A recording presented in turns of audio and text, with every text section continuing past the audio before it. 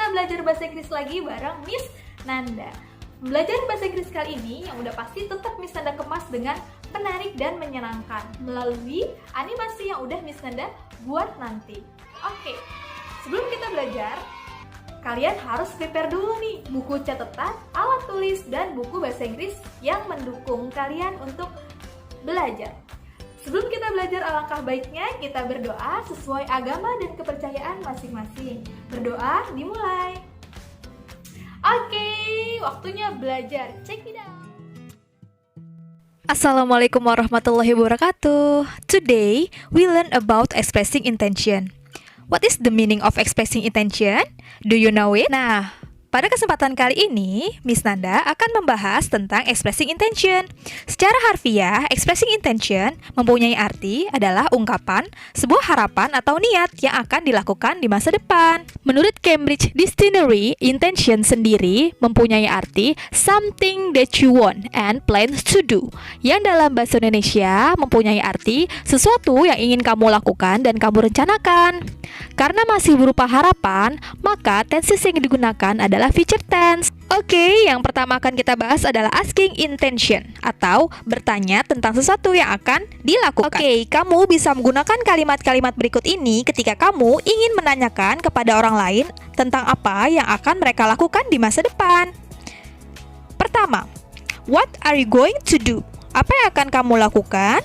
Any plan for the weekend? Apakah ada rencana di akhir pekan? Are you thinking of blah blah blah? Do you have any intention of? Is it your intention to? Apakah kamu mempunyai rencana untuk melakukan sesuatu? Nah, kamu tulis ya di situ rencana yang ingin kamu sebutkan. Dan sekarang yang akan kita bahas adalah cara mengatakan apa yang kita ingin lakukan atau kita rencanakan di masa depan. Kamu bisa menggunakan be going to atau would like to.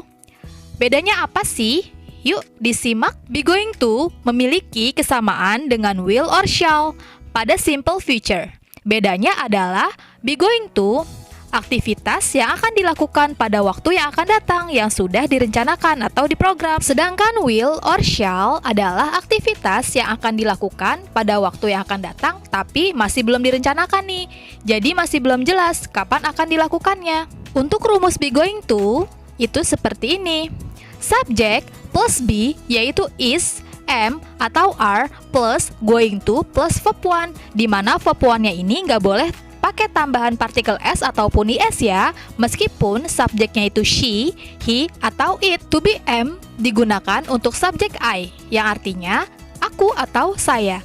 To be are digunakan untuk they, we, dan you. Sedangkan to be is digunakan untuk subjek she, he, it, dan nama orang tunggal. For example, Arkan is going to visit Mount Bromo next week.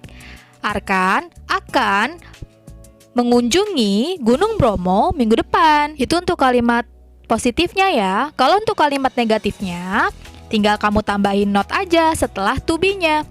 Contohnya, Arkan is not going to visit Mount Bromo next week. Arkan tidak akan mengunjungi Gunung Bromo minggu depan. Nah, untuk kalimat pertanyaannya, to be-nya ditaruh di depan sebelum subjek ya. For example, is Arkan going to visit Mount Bromo next week? Apakah Arkan akan mengunjungi Gunung Bromo minggu depan? Jika kamu ingin menggunakan will, maka polanya adalah subject plus will plus verb one plus object. Nah, verb one di sini sama ya, seperti be going to tadi. Verb one-nya tidak boleh menggunakan partikel s ataupun is, apapun subjeknya. For example, next time, I will buy some cake for you.